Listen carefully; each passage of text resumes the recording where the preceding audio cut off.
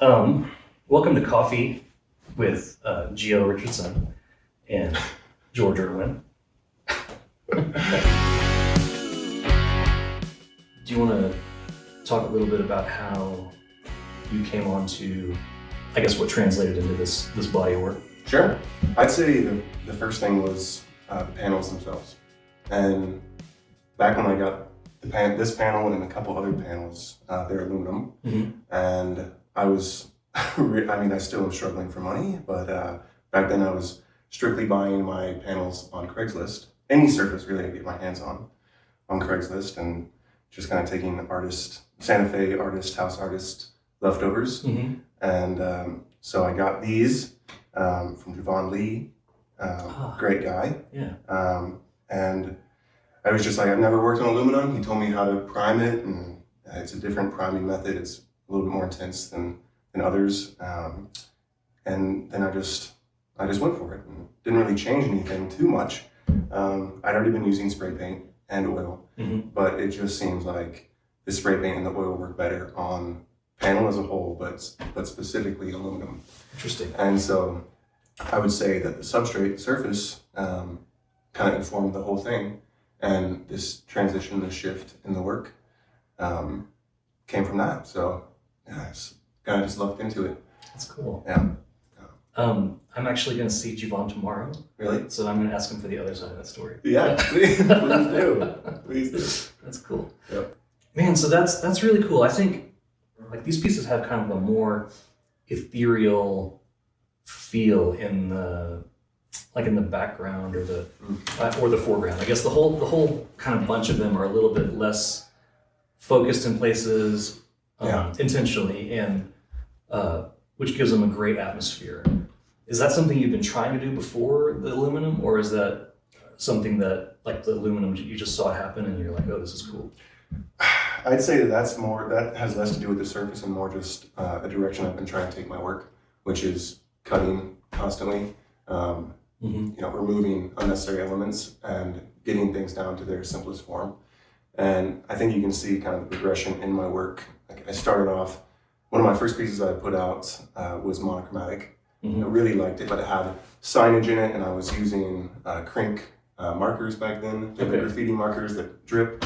And so it has more elements going on, more of a, I would say, literal attempt to make a concept come across, as opposed to a feeling, an ethereal quality that just creates a vibe.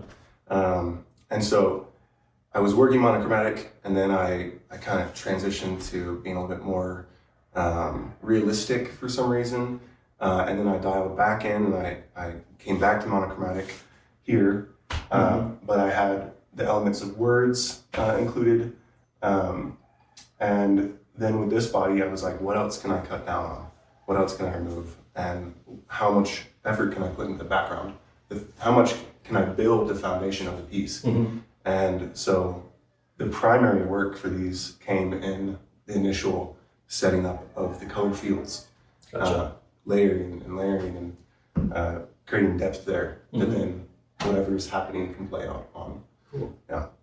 So yeah, that's just something I've been trying to do with the work. I think the whole time, slowly getting there. Yeah, I think that you definitely hit on something when you made Leave and then started on this series. It's a special body of work. Thank you, George. Yeah, sorry, I don't mean to gush, but I really like it. Oh, thanks. Cool. Well, so GL, I think this is going to be the first time that a lot of people are introduced to you as an artist, and so your backstory, I think, in a nutshell, is like you went to school for advertising, worked in San Francisco at a big agency, and then started cowboying after that, and then became a fine art painter, focusing on subjects of the West through your, sort of with some advertising kind of, I think, compositional influence. Yeah, compositional and conceptual, I'd say. Yeah, I can see that, especially with your titles. It's cool. And then, so tell me, I guess, can you start a little bit, like, as precipitated your departure from advertising and your journey to the point where you're now here in Santa Fe making these kind of next level works. Trying to make you blush. Yeah, it's a little hot up here, so any colors from that. Okay, so I was in advertising for a year after being in school for advertising for close to 6 years. So really my advertising background is mostly academic. Mm-hmm. You have a master's, right? Yes. Yeah. So that's the extra years there, 2 years at VCU. And I truly love the conceptual, the academic side of advertising. I still love that so much. Mm-hmm. And I think that it's a different type of creativity. It's a much more pointed form of creativity. Obviously you have an objective with it. You're trying to sell something.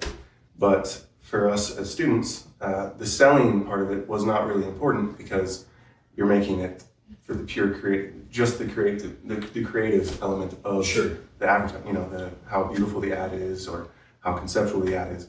And you don't have a client. Exactly. You don't have a client. And a lot of times you get to choose your client who you're working on. Gotcha. So I think I just somehow kind of lost track of what I would really be doing, which is all in me. And I just kind of got smacked when I got into advertising, and it was so sales driven and client driven, and a little bit less of the creative stuff, less of the conceptual stuff. And so I hadn't painted in those 6 years. I had painted a lot in high school, but during school I didn't paint. And so in San Francisco I painted 2 pieces, and really just one. I came out to New Mexico with 1.5 pieces made. And you just don't have much time to work on stuff. As I'm sure most people are aware, with a full-time job. Yeah. And so the painting became an outlet when I had the time. It became an outlet for the creative stuff that I felt like I was maybe missing, the free conceptual thinking that I was maybe missing. Mm-hmm. And then I decided, I don't think this is for me, and it's time to go try something a little bit new, go take some risks. And so I left pretty abruptly and came out to New Mexico to work on a cattle ranch. All right. And then painted there because there was a little bit more time, actually. Wow. So, so I think that to most people, leaving like a corporate job to go and work on a cattle ranch seems like a big kind of 180, and not something that, especially if you don't have like a background in ranching, how do you come about even thinking of that? Instagram's a powerful tool. It was Instagram. Wow. So I worked for Ranchlands. Okay. They have a fantastic Instagram presence. Yes. And I had been just kind of daydreaming every single day at work, guided by their Instagram. They make it look good. Oh, and it does. Yeah. It is. Yeah. I've been fantasizing through them and a couple other accounts.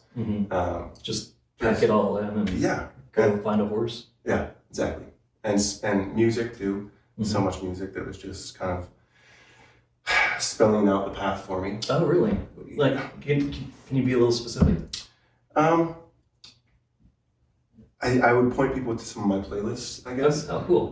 It's just on Spotify. Spotify, yeah. Okay. So there's, I can't remember his name right now, but there is a guy who has a song that came out after I was at the ranch. He's a pretty small artist, and it resonated with me so much. He talks about how he hears like a train calling in distance, and he goes to grab his gear and leave the city, but he stops himself, and he just can't do it. But he has dreams of eventually like going to Montana, working on a ranch, and that's one that stands out to me. Cool. And yeah, there's so much good Western music. I don't even think country is the right word. Western music. There is kind of like, there's a difference between country and Western now. Yeah, for sure. Yeah, exactly. Interesting. And I feel like the theme of leaving and going out and kind of risking it all, you can find that in so much of Western music. Or working working the lifestyle and they're very comprehensive about the pros and cons. Like, not every song is just glorifying cowboy life. Sure. So it was, music led to it, and Instagram led to it, and then the final thing was a story calling for a ranch hand application to their remote New Mexico ranch. Oh, cool. Which they don't put too much out on Instagram about, Mm-hmm. at least at that time. And so I really didn't know, but I reached out and applied, and heard back from Duke the next day. And then that was like a Friday, and on Monday put in the 2 weeks. Man. Yeah. So it was Wow. fast. It was a fast turnaround. And then what, like 2 weeks or so later, then you're in New Mexico at one of the Ranchlands properties? Yep. Wow. Not really knowing what I was getting into at all. Super green? So yeah, very, very green. Which I like being in that position. Yeah, I mean, You learn so much. yeah, it's a good opportunity to learn and grow, I guess. Yeah. That's cool. Low man on the totem pole. Yeah, so what kind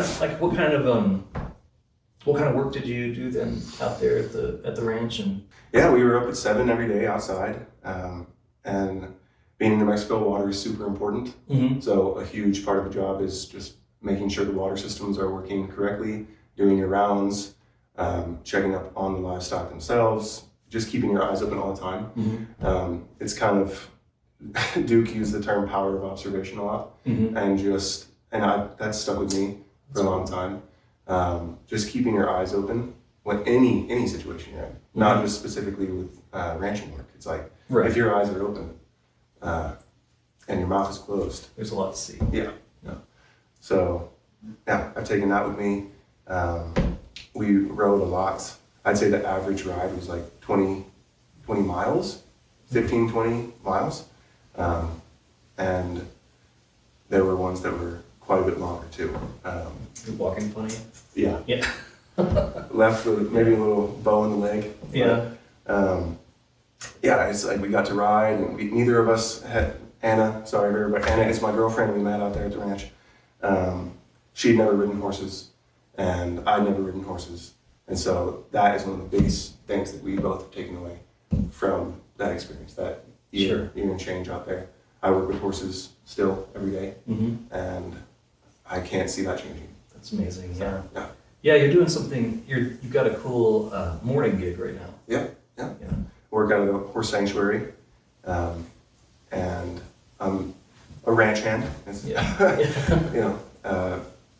Mucking. They don't do stalls. It's corrals. So mucking corrals, feeding, working with the horses a bit, and just making sure everybody's doing well. They take in a lot of horses. Yeah. Sanctuary implies. So just making sure everybody's okay. That's cool. Yeah. That's pretty cool. So then you were painting then while you're out at the Ranchlands ranch. Yes. Yes. Yeah, I didn't do a ton of work because it's a 6-day job, or I guess 5.5 day job, and then we were 2.5 hours away from town. Mm-hmm. So our Sundays were spent going into town for groceries, Mm-hmm. and so yeah, there wasn't a ton of time, but the biggest difference is where your energy is taken from, I think.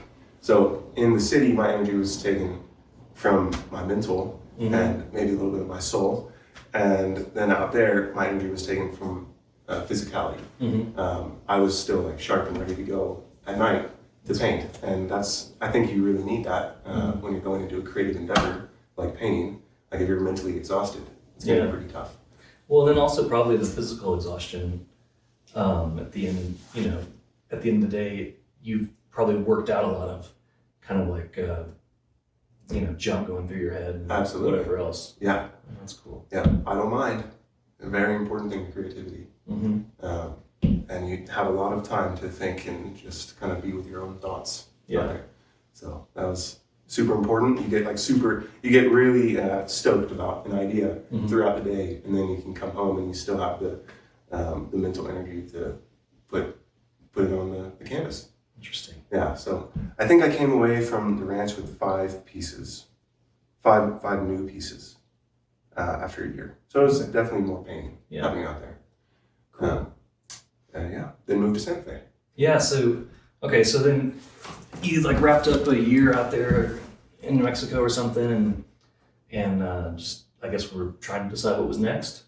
And the painting was inspiring enough to just for you to kind of make a jump.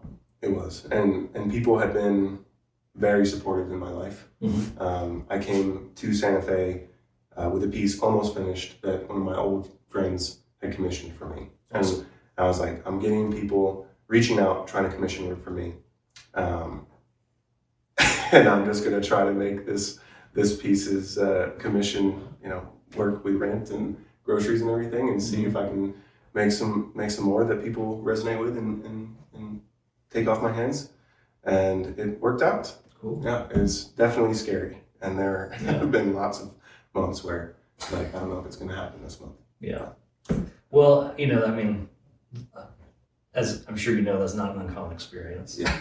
Yes. And, speaking of Jivan Lee, when I was talking to him a couple of years ago, he kind of took me through a little bit of his career. And I think, he was pretty far in the hole for a long time. Yeah. Before things started clicking for him.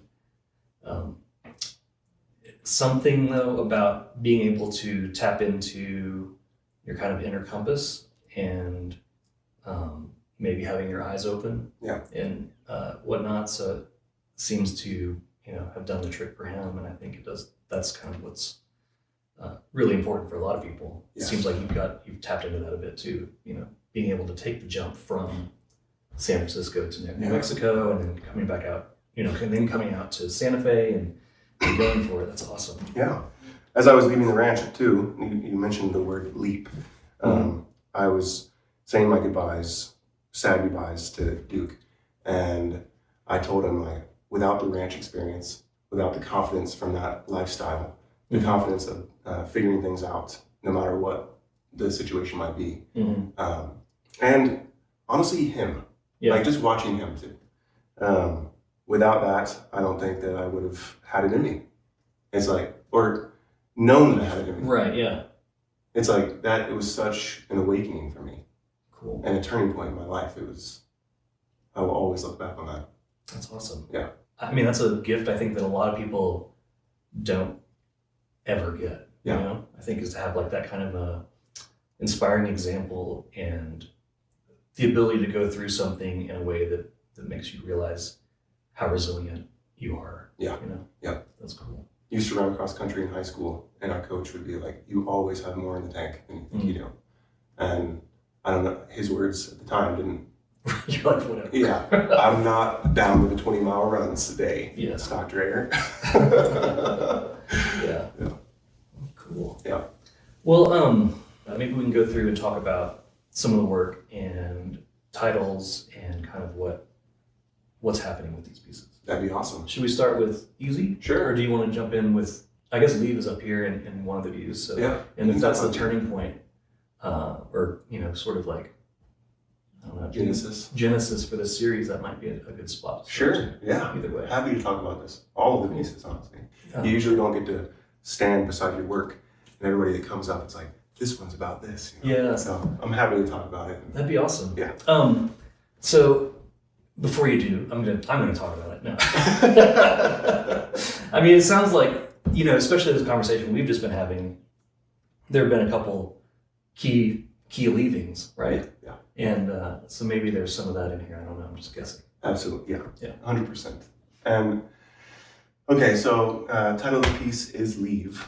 This piece comes from, I guess, after I made my jump, I had a lot of people reaching out to me, asking me how did you do it? Yeah, how did you do it? And so I just wanted to make a piece that kind of speaks to the fact that there is no how, really. It's extremely simple, and that we tend to make it very complicated. Like, well, I can't leave because I have rent, and those things are valid, but they also just serve to get in the way and give us excuses. And so the title answers the question. I like that. You leave. Yeah.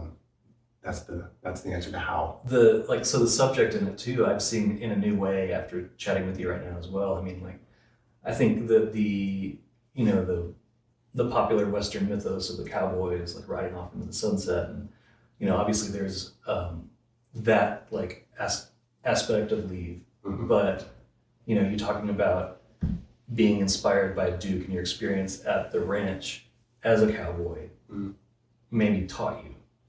Yeah, absolutely. And so, or just kind of illustrate how simple it really was. Like how many complications and thoughts swirl around when you're coming up with how you're going to do it, and then just realizing that the actual key was just doing it, pulling the trigger, and that after that, all those things kind of fell away. All those reasons why not to do it, they figured themselves out. Yeah, awesome. I want to get into a little bit of your process and stuff too later. Sure. And a little bit of the technical, side of the work, but I like, if we're just sitting here talking, it's good to let's just talk about the easy. Yeah, let's talk about easy and kind of just like the conceptual side of things. Sure. So I'd say that there's usually three things that my work could really be speaking to. That's happening in the work. First, it could be a conceptual thing that I'm trying to do.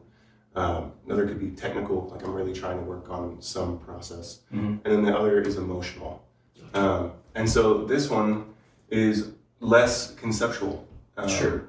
And more trying to get to an emotional state of calm, because a lot of my work is energetic and not in a bad way, I don't think, but it's just, I don't focus on portraying just like the easy calm that I went for with this. So this was an emotional challenge for me, trying to get to a new place and stretch my legs in that direction. Cool. Yeah. Yeah, I mean, is the title, like telling a horse like easy? Like easy now. Yeah. So you could be. Yeah. Yeah, absolutely. I think that the perspective is you get to look in on a horse in a moment where it doesn't know that you're really there, because horses will almost always look over at you and you'll see their ears pointed in the direction they're focusing, and this horse is half asleep, and so you get to step into a place that you usually don't get to be unless the horse is really, really comfortable with you. Yeah. You're easy, like you two have an easy relationship. Yeah. And I think that informs the title, as well as the standard easy. Yeah. Easy. Yeah. Cool. Yeah. I love another thing. So I was gonna say I love the color palette and the way that like the greens interact there with the pink and purple and come across not as green. It's really cool. And I know that you mentioned to me previously that a lot of this came from like starting with warm colors. Yeah. And the bodies, and like the actual physical bodies in all these pieces in this body of work are warm colors. Like this rich pink, red here with Levee, and then as we go over, I can point it out, but it's going to be obvious every other body. A lot of reds and pinks. Yes. Yeah. Yeah. All right. Well, let's talk about neon as camo too. Okay. Yeah. Sure. This is, you know what? I am going to get up and kind of move this camera so that we can at least camera B it. Yeah. Let's see what we got here. Whoa.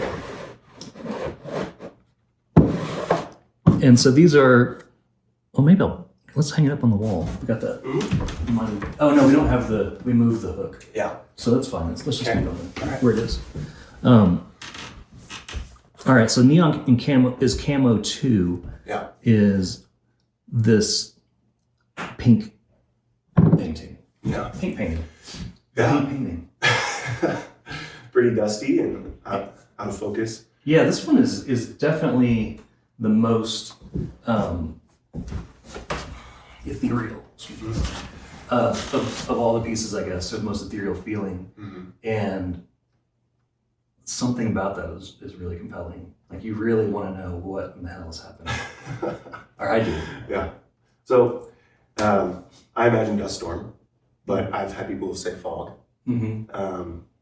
And with this one, I was going for, as the title implies, neon is camo too. So even with all these bright colors in here, and my palette is bright as well, one of the themes that I've kind of tackled with is hiding. Like, are you hiding from something? So this, it's like you have this obscure figure who's clearly enshrouded by something and camoed, I guess you could say. Sure. But it's in these neon colors, and that there's almost like two ways to hide. Some people hide in the traditional camo way, right? Trying to blend in. And then other people, I think, hide by being more like loud, extra and boisterous. Yeah. That's their way. That's like almost their defense mechanism. You know, like we're all at some point until we kind of break out. I think we're always trying to hide in some way. Sure. Like the facade. So yeah, this one conceptually is about just the different ways of hiding. I like that. Yeah, it's really cool. I'm gonna try and explain that one to my 6-year-old too. He's really into camouflage. Oh yeah. like animals that can camouflage themselves too. So I'm looking forward to talking about that. Yeah. The chameleons. They got a lot of cool flowers they can camo up to. Yeah. That one, it's kind of remarkable to me how you're able to get that sense of depth with whatever's happening in there. And I mean, I think some of that, is like you're talking about, like the spray paint on the aluminum, maybe it takes it really nicely, but at the same time, like whatever you've done blending wise is really nice. Thank you. And like I think contemporary artists using spray paint in their work and mixing it with oils is pretty exciting. It's got the street art kind of background from graffiti artists all the way to like I don't know, hippies at fairs making space paintings and stuff. But to apply it in a way with a lot of intention and to get these effects that you're getting, I think it's really a cool use of it. Thank you. Yeah. I think that the oil definitely helps refine it. Yeah. Because it can quickly turn into what you're describing.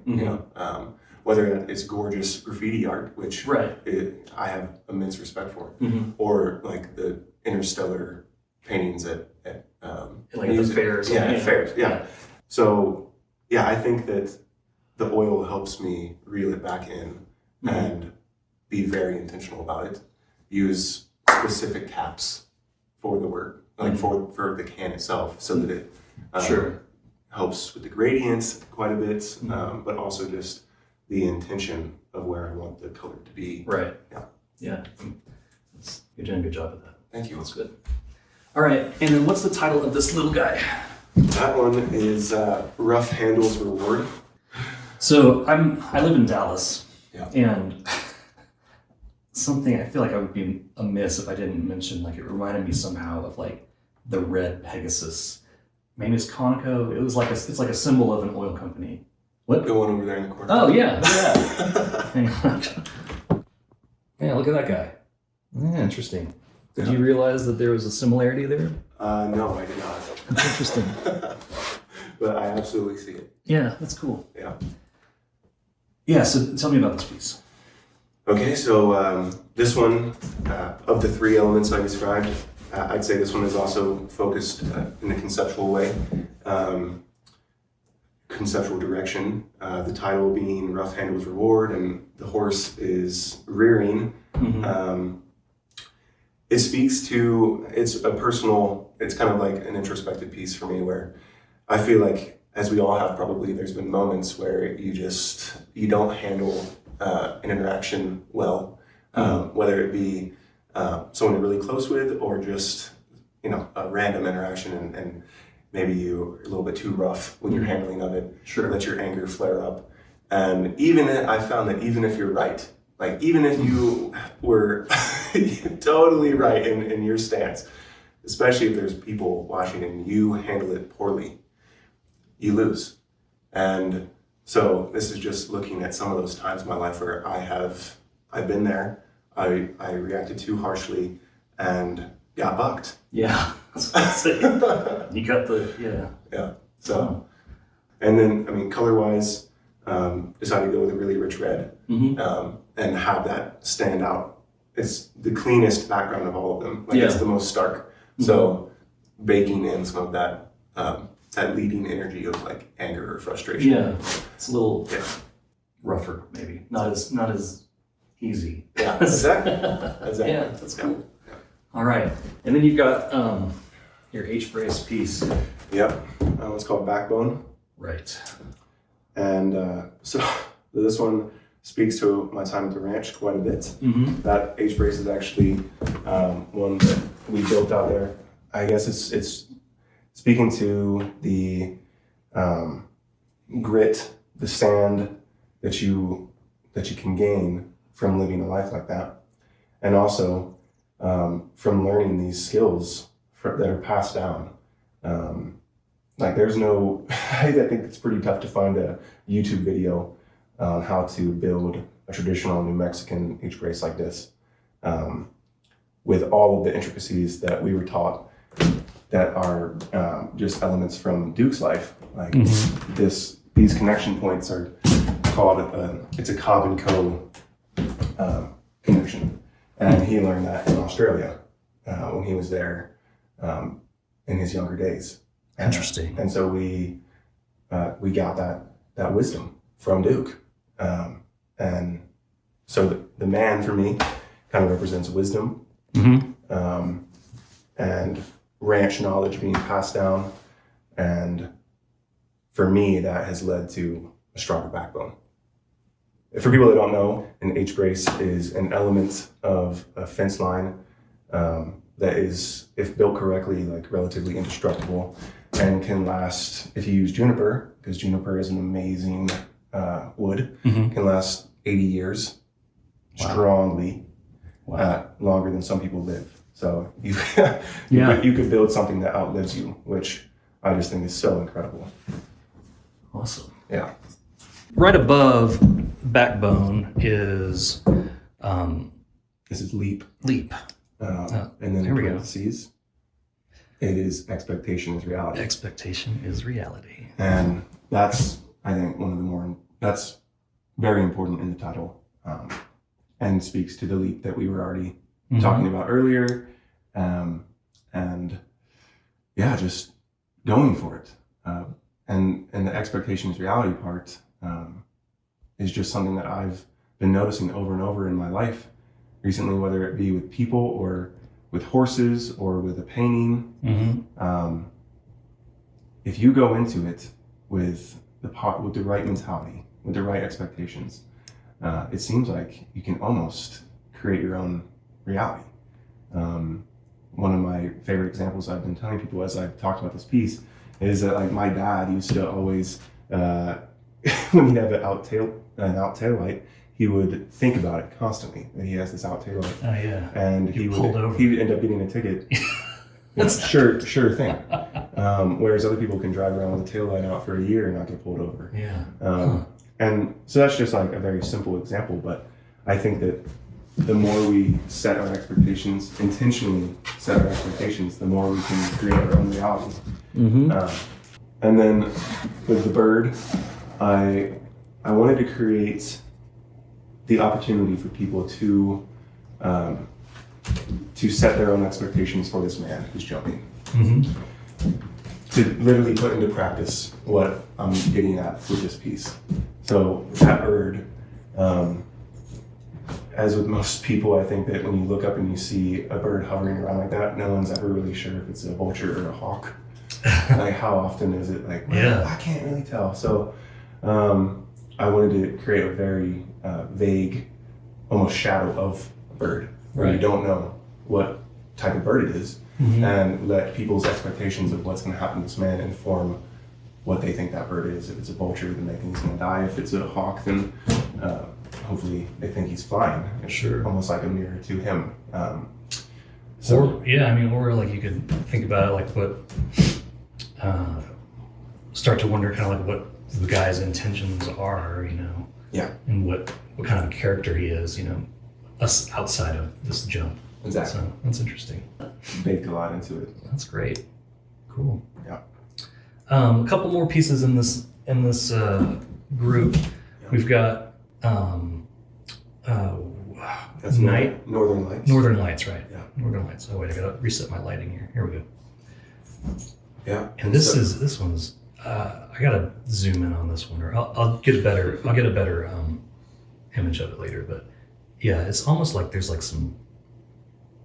I mean, the title at least suggests to me that these star-like qualities in the bright warm spots of the piece are part of where the title comes from. Definitely. This one, as I said, there's three things, and this one was a technique for me. It's been very difficult for me to do night pieces, and I've definitely struggled with it. Looking back at some of my pieces early on, where I did night scenes, I really don't like them, and part of that is trying to use blacks, which I don't use blacks anymore. Night scenes are greens and purples. Wow. So that's not the normal night palette. I like it. Yeah. It's if you want to create a night scene, I think that those two are really, really important. And so this one's less conceptual and more, can I get a night scene that I really like? And this is one of my favorite pieces in the group. So very happy with how it turned out. Yeah. I love that piece. Thank you. Last but not least, we've got Distillation of Life. This one is not conceptual at all, is it? No, definitely not. It's a cowboy snubbing a horse. Yeah, there you go. No. Yeah, so this one, definitely the conceptual space. I'm really not into the practice of snubbing horses. I know it can be done well, but it also can be done really poorly and really harshly for the horse. Also just generally breaking a horse.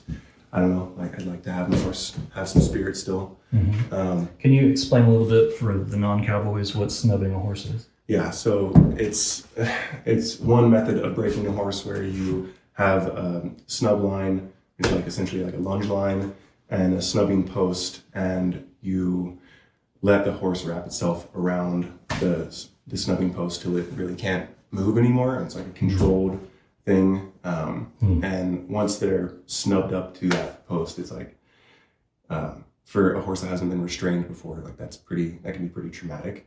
And end up leaving with, broken, I guess. But like I said, there are ways to do this more softly, I think. But this piece is not about snubbing the horse at all. It's the title, like I said, is Distillation of Life. In parentheses, there is under strain. And with this one, I just ask anybody that comes up to it to put themselves in any of these. There's only 4 elements in the piece, right? There's the cowboy, there's the line, there's the post, and there's the horse. So if you come up to this piece, I just ask that you put yourself in the shoes of each of those elements and ask yourself what you resonate with most. Do you resonate most with the horse? Do you feel like you've been kind of reeled in? Are you all of these elements? Right. Are you reeling yourself in? Are you the cowboy and the horse? What's holding you back? It doesn't have to be like an interpersonal thing with somebody. It could be totally happening internally. It could be situational for you. It could be a job. So yeah, it's more of a reflection on life and these elements that seem to crop up all the time. Right. Yeah. I think that's what I got out of it when I was looking at it, and it's a good thing to contemplate for sure. Yeah. This one pre-sold, as did another one, When the Levee Breaks, that's in the show. And that one actually we've shipped off, yes. So we don't have it to show in the video or talk about, but Unfortunately. We do have an image of it. So would you mind telling me a little bit about When the Levee Breaks? Yeah. When the Levee Breaks happened right when there was a lot of really good things happening in the career, like a lot of momentum. And, sometimes things don't pan out, so it doesn't really even matter. It's just like when you feel momentum happening, it's just a good thing, especially when you're out here painting. Yeah. And so that one is just like, it felt like all of a sudden after putting in a lot of work, making a lot of pieces, that things started to pan out. And it was like the title, When the Levee Breaks, informs that. Cool. Yeah, it's just good stuff. Yeah. Good stuff happening. Definitely. Yeah. Well, awesome. Gio, thank you for telling us about all these. I mean, I know that's kind of you seem to be excited about it, but it's a lot of talking, so It's a lot of talking. thanks. Yeah, of course. Yeah, hopefully I didn't put anybody to sleep talking about it all. No, man, I think each one of these pieces is really interesting. They're all really beautiful, and there is an emotional component to each of them that I guess you were saying you were looking at three. Is this three? You're looking at three different elements, I guess, like as you're working on the series. But I really think that each of these has all three of those elements, but maybe one focuses more on one aspect than another. Mm-hmm. So these are awesome, and I'm excited for anybody who has one of these in their house, including yourself until they go away. Yeah. It's always tough to ship away your babies. Yeah. Got to. That's like the half of the process, right? Is to have these ideas, to express them, and then to share them, and so that other people can have them and share them with their groups of people and get these thoughts out into the world. And Exactly. it's interesting stuff. And keeping it vague too. I mean, Mhm. obviously I explained all of them Right. Yeah. and what I was doing, but one of the greatest things is just hearing what other people take away from it. Mm-hmm. It's like, oh, that looks like my grandfather, or Mm-hmm. whatever it might be. Like, I love to hear what people take away from the pieces Yeah. when they're left in a vague space. I do too. Yeah. Somehow you've done a good job of communicating, I think, your intention with them, and leaving a lot of space for personal interpretation. Cool. Thank you, George. Yeah. Cool. Well, is there anything else you want to bring up that I haven't? I know we've been focusing on the work specifically, Yeah. but tell me Not about huge this talk. cactus. Okay, the This cactus. cactus is a prominent feature in a lot of these Yes. photographs. Well, I think it helps maybe with scale. Yeah. I don't know. So a little bit of that, but we got Anna's brother is a plant biologist. Oh, really? Yeah. Oh, cool. And he is very talented at that and has some of the coolest plants I've ever seen. Awesome. So a lot of, you can't see him in the video right now, but Mhm. there's a lot of cool greenery Yeah. around this house, and that's pretty much all from David. Thank you, David. Mhm. It's always nice to have some green in the studio too. Yeah. We just got this. We were back in Tulsa for one of Anna's friends. They had a wedding, Cool. and he left some very cool plants for us there. I didn't actually expect there to be a story. I thought you'd be like, we got it at Home Depot. Oh, yeah. Home Depot That's doesn't great. have anything like that. Yeah, as I was thinking that, I realized maybe not. That's cool. Yeah. Awesome. Mhm. Cool. Let's take a break, and then let's come back and do like a around the studio bit. Sweet. Okay. Cool. Well, thanks, Jill. Yeah, of course.